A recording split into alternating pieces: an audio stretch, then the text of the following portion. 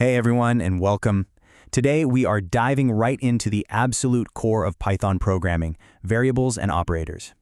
Seriously, if you want to build anything with code, these are the very first building blocks, the essential tools you've got to master. So let's get right to it. So have you ever stopped to think about this? You're in the middle of a game, your score goes up. How does the computer remember that? Or when you log into a website, how does it keep track of your username? Well, how it pulls that off is the secret to our very first concept.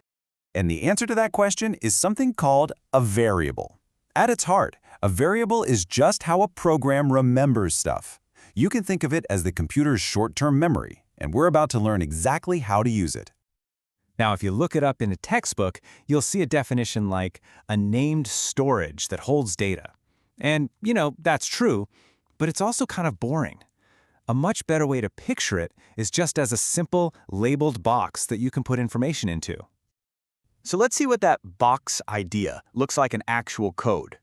When we type name equals Alice, we're literally telling Python, hey, create a box, label it name, and put the piece of text Alice inside it. That equal sign isn't about math here. It's what we call the assignment operator. It just means put this thing on the right into the box on the left. Of course, there are a couple of quick rules for naming your boxes. They have to start with a letter or an underscore. That's it.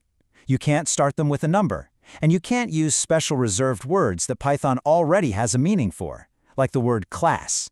Using clear names like student score is a total game changer for understanding your own code later on.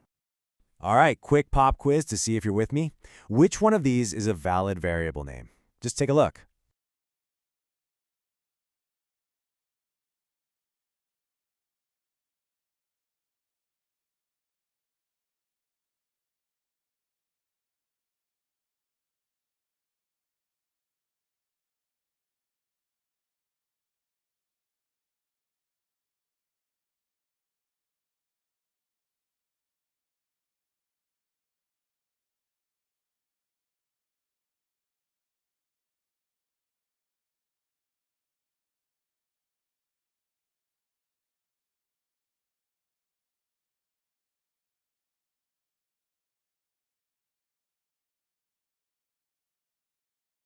All right, quick pop quiz to see if you're with me. Which one of these is a valid variable name? Just take a look.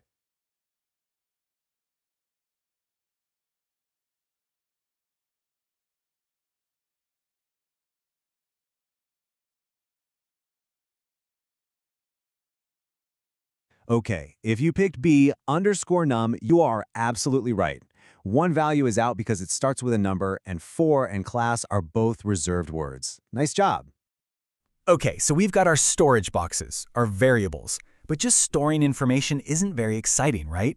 We need to actually do stuff with it, and that's where operators come in. These are the tools that bring our code to life. So, an operator is really just a fancy word for a symbol that performs an action. If you think of variables as the nouns, the things in your code, then operators are the verbs. They're the action words that let us do math, compare things, and really get work done. And you're going to recognize most of these right away from math class. We've got the basics: plus, minus, multiply, divide. But Python also gives us some extra, super powerful ones. And trust me, you're going to love what tools like modulo for getting a remainder or exponentiation for doing powers can do for you. Let's just see a few of these in action. Now, pay close attention to the difference between a single slash, 10 divided by 3, which gives you the full decimal answer, and the double slash, 10 double slash 3. That's floor division. It just chops off the decimal part completely. And then you've got the percent sign, 10% 3, which tells you what's left over. In this case, the remainder is 1. Each one is a tool for a different job. Time for another quick check. What's the result of 7% 4? Remember that modulo operator is all about finding the remainder. So how many times can 4 fit completely into 7? Just once. And what's left over after that? 3. So the correct answer is C. Now this is super important. Just like in your old math classes, when you have a bunch of operators in one line, Python doesn't just go from left to right. It follows a very strict set of rules called the order of operations. Forgetting this can lead to some really weird and confusing bugs in your code. And here are the rules of the game. First things first, Python always solves whatever is inside parentheses. No exceptions. After that, it looks for any exponents.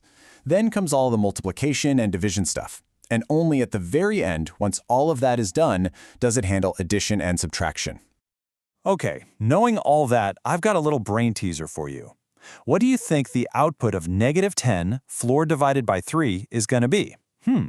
Your first instinct might be to say -3, but let's find out. And the answer is -4. Whoa. Okay, what just happened? This is one of those classic Python quirks that can really catch you by surprise. So here's the secret. Floor division always rounds down, and by down, I mean towards -infinity on the number line. So -10 divided by 3 is -3.33. And what's the next whole number down from there? It's not -3, it's -4. It's a tricky one, but once you see it, you'll never forget it. That's a pro tip right there. All right, let's lock in that idea with a more straightforward one. What's 15 floor divided by 4? Well, we know 4 goes into 15 3 full times with some stuff left over. Since it's a positive number, floor division just drops the decimal part, so the answer is A, 3. Perfect. So far, we've been doing a lot of math, which is great, but a huge part of programming is about making decisions. Your code needs to constantly ask questions like, is the game over? Or is the password correct? To do that, we need a different set of tools, the comparison operators. Now, these operators are different. They don't give you a number back. They give you one of two possible answers, true or false. And look closely. The most important one to notice is the double equal sign for is equal to. Remember, a single equal sign assigns a value, but a double equal sign asks a question. So let's see a quick example. Let's say we have a variable a that's 5 and b is 7.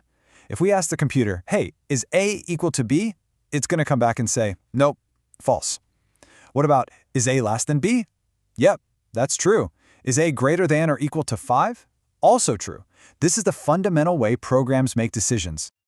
All right, enough theory. We've talked about the building blocks, our variables. We've talked about the tools, our operators. Now, let's put it all together and build something simple but really useful.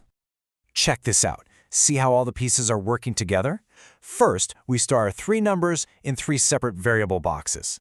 Then, we create our formula. And notice, this is so important. We use parentheses to force the order of operations.